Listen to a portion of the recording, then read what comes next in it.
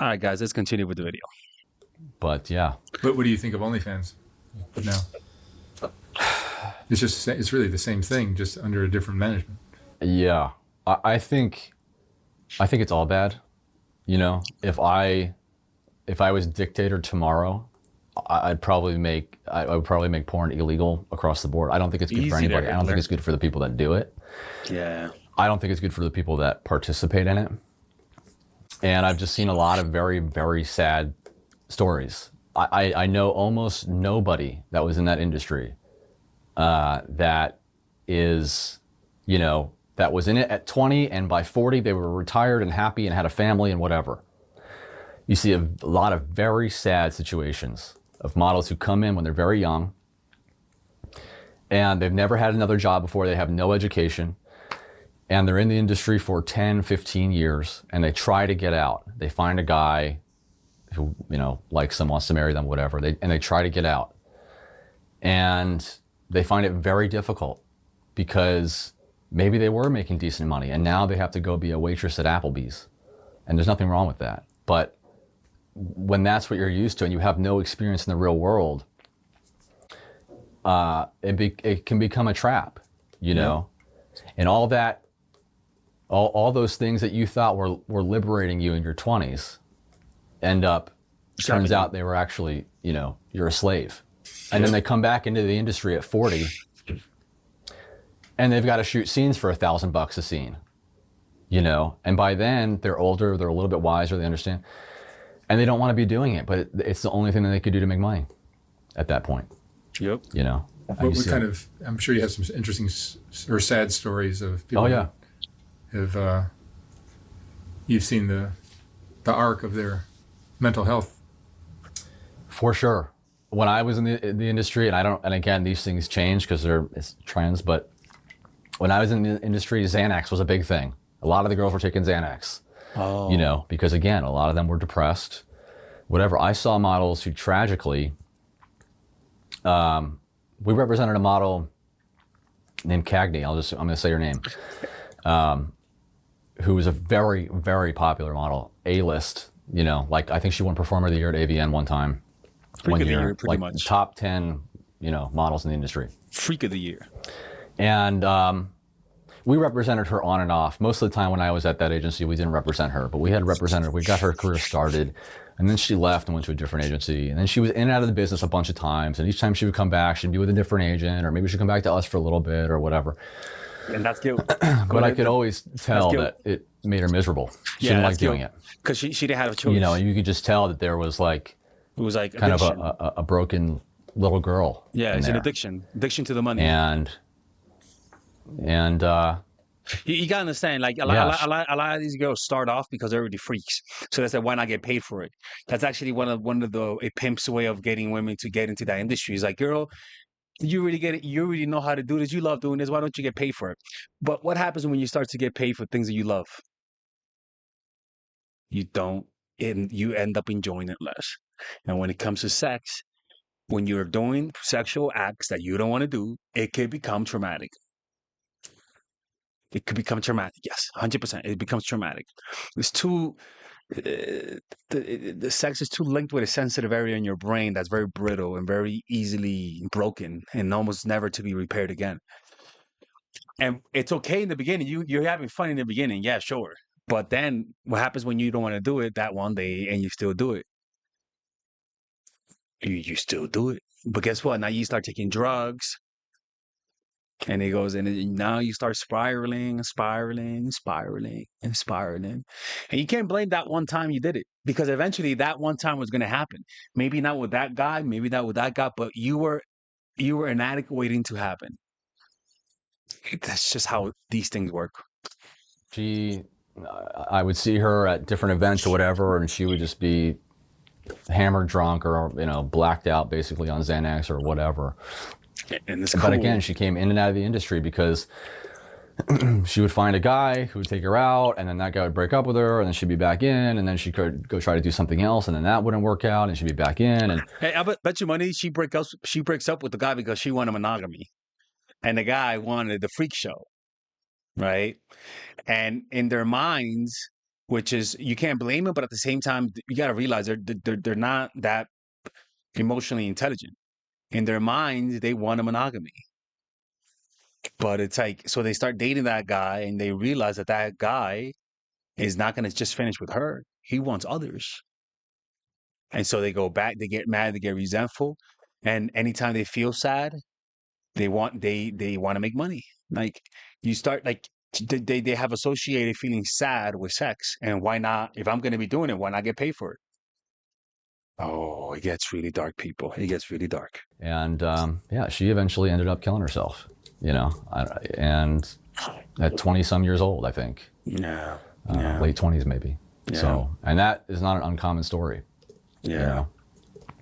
So you can see I think OnlyFans, it's like you can tell there's a lot of regret in his mind. You can't be in that industry and not get fucked over, even if you're an agent. You can't. Like your mind is gonna get fucked up regardless.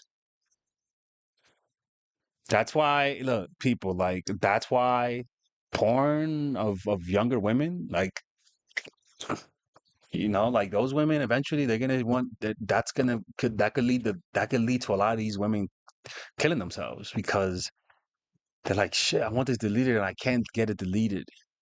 Yeah, yeah, you can't get it deleted. It's over. That's gonna be up for the rest of your life, and there's nothing you could do about it. And if you try to tell people to delete it, it's gonna get even better. Not better, but like it's gonna get even larger. I guess if there's a scale of things, right? If one thing is less bad than the other, if it's a lesser evil, I suppose you could say that. But I think in a way, I don't know, OnlyFans might be even more detrimental to the consumer in some way. It's bad. Look, listen, you gotta be careful with things that require low entry. Back then, in the good old days, to be an escort, you have to be willing to be in the streets, right? Like you got to be so traumatized that you are okay with going to the streets. So you're not going from like no water to you got to literally jump into the pool, right? And if you're desperate enough, you can literally jump into a very cold pool. Nowadays, you could tiptoe the pool first with Instagram, put another toe in, another toe, and then go to start OnlyFans. But you don't have to put your clothes. You don't have to show your clothes off, and then maybe you show a little bit of chest, and then it progresses. You see, so there's a more insidious progression now, and that's the danger. It's like gambling, right? Where you're able to gamble without having to go all the way to the gambling spot and go to your bookie. There's less friction nowadays, right? It's so yeah, it may not be as bad, but it's still insidious because it's the way that you're still going to the same path. It's just more indirect. And traditional pornography, which I think is already detrimental to the consumer, So I think it's just 6 of one, half dozen of the other, The agencies in our industry, the one that I was part of, others, are licensed by the state just like any other talent agency. Like we have the same, or we had, I'm not in the industry anymore, but we had the same license that like a Wilhelmina would have had, or a WME, or anybody. So we did not engage in escorting stuff ourselves, but that kind of thing is always around. And yeah, a lot of those girls, I would say most girls, regardless of what agency they were from, were participating in that to some degree or another. Yeah, because some guys just want to be with them because they have money. At that point, once you've compromised, once you've taken that leap into the abyss and you've compromised yourself morally and whatever, and you've decided that you're going to have sex on camera, what to else the model, at that point, what else? They're not even operating as a person anymore. They've flattened themselves into 2-dimension, where they're almost an object for purchase. And at that point, in her mind, she can either, if you look at it, she can either go and be on set for 6 to 8 hours to make a porn scene and get paid $1,000, or she can go sleep with this guy in his hotel room and that'll be an hour and she'll make more money than that, or as much, at least. Jesus Christ, bro. That's crazy. What you could see is that it becomes an addiction, right? For the man, it's an addiction to the sex. For the women, it's an addiction to the money. But remember, they're both interchangeable, right? It's interlocking. Usually, the man who got the money was also addicted to earning money. When he got the money, he realized he could get also the sex with it, right? So yeah, it's an addiction to money. The woman initially starts as a freak, because let's be honest, these women initially were freaks, and usually they rationalize getting paid because they are. And I'm gonna say this: it's a lot. You have to be. It's a lot harder to do porn than to be an escort, because not every escort is willing to be videotaped, but not. But almost every escort is willing to have sex with a guy for money. So doing porn is above him, is a little bit, and knowing it's on another level of trauma. It's on another level of trauma, actually, another level of trauma. And then yeah, it's on another level of trauma, 100%. It's on another level of trauma. You know what's crazy? I dated a girl who when I first went to Mexico, I'm gonna call her Alexis. Actually, let's call her Alexis, right? This beautiful white Mexican girl. You know those white Mexicans? Dude, she was a freak. I'm like, what the fuck is going on here, right? A few weeks later, I went on Pornhub. She was doing anal sex on Pornhub, bro. I was like, did I just miss out? Why didn't I suggest that? I did not know that. I saw her on Pornhub. What are the chances? A message, I was like, yo, is that you? She was like, oh, yeah, that's me. I was like, damn, you're not even a denial. Holy shit. Of course, it makes sense. She hooked up. We were doing it after 20 minutes of meeting. Yeah, she came over to my place. When you really think about it, almost every girl that you do it quickly, there's a high likelihood that might also do that. People, you have to understand, you don't know a woman's history. It's usually more. And so, yeah, I mean, escorting is definitely a part of that industry. You know, it's not something that I was involved in or that we were involved in directly, although there's always rumors about that. But, you know, I can tell you myself that I was never involved in anything like that. And yeah, it's a part of the industry, and almost all of those girls are doing it. I mean, again, I don't know about now. You know, is a girl that's making $3 million a year on OnlyFans escorting? Maybe, I don't know. It's just the problem is that what you have to understand is that guys that have a lot of money see her videos. And yeah, I'm sorry. When you get addicted to money, you have a price for everything. There's a price for everything when you get addicted to money. Me too. You know what? Yeah, but you say that, but like, there's somebody that'll pay whatever. I knew so many girls that didn't need to, and they still were. Yeah, exactly. So it's either they like it, or you offer them so much money that they'll do it because they already say yes to this. That's the way the brain rationalizes. Understand, this is an addiction here. It's an addiction to money, and usually it comes from unstable homes, but also poor households.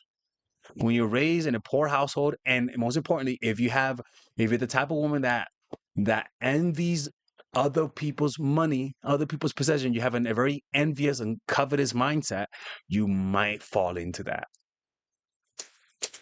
Once you make money your highest moral authority, okay, it's over. All of your actions are aligned towards that end. Yeah. Okay, or oriented towards that end, towards that pursuit. Yep. And what, you know, and maybe a lot of these girls are trying to fulfill something in themselves, and that's why they're doing that, or whatever the psychology is. But yeah, I knew girls who were making hundreds of thousands of dollars a year just shooting, and they were still escorting. Well, because it's not enough. They need more money. The brain will find a way to spend money. And God forbid, are they even paying their taxes? And the ideas of the shit that they buy, Birkin bags, $40,000 bag. Let's just think about that, right? Like to a normal person, that's enough. But then to a person with money, with no capacity to think straight, who's addicted to sex and money, they're gonna find expensive. She might even fucking buy my paintings for $30,000, right? Like, by the way, guys, I gotta tell you guys, I teach painting, man. Y'all, if any of you guys want to learn how to paint realistically, just let me know. I'll teach you guys how to paint like this in 1 week. Because you always need more. It's never enough. It's never You've enough. got an infinite, let's say what some people call a God-sized hole in your psyche, in your spirit. It doesn't matter how much money you pour into it. And the sad thing is too, that I knew a lot. And the sad thing is too, that I knew a lot of girls who made a lot of money And they escorting, doing OnlyFans, doing porn scenes, and a lot of them end up broke. Yeah, I knew girls who were because they don't know how to manage their money. You got to understand, like, you give a poor person money, they're going to waste the money. It's just how that works. They don't know how to manage money. You would think that all the money that they got, like, that, oh my God, but no, they will waste their money. The women, and I'm going to tell you this, and this is my prediction. The women that get out of the industry are the women that know how to save money. But you gotta understand, the women that know how to save money, they have a different brain. They have a more rational brain. They don't do it for too long. It's just how that works. millionaires who could go to the bank and pull out $1 million in cash if they wanted. Probably had $1 million in cash stuffed under their mattress because they, earned it illicitly. Couldn't put it in the bank. That ended up homeless. I was talking to, I not too long ago, I spoke to someone in the industry and they were telling me, oh yeah, so-and-so is staying at my house. And the girl that they were talking about was a girl who was a top performer in the business and also was a huge time escort, making a ton of money escorting. Okay. Like millionaire, And she's I go, what do you mean she's staying at your house? Why is she staying at your house? And she says, oh, well, she's homeless. I could promise you what she's doing in his house, luckily luck. And guys would take advantage of that shit.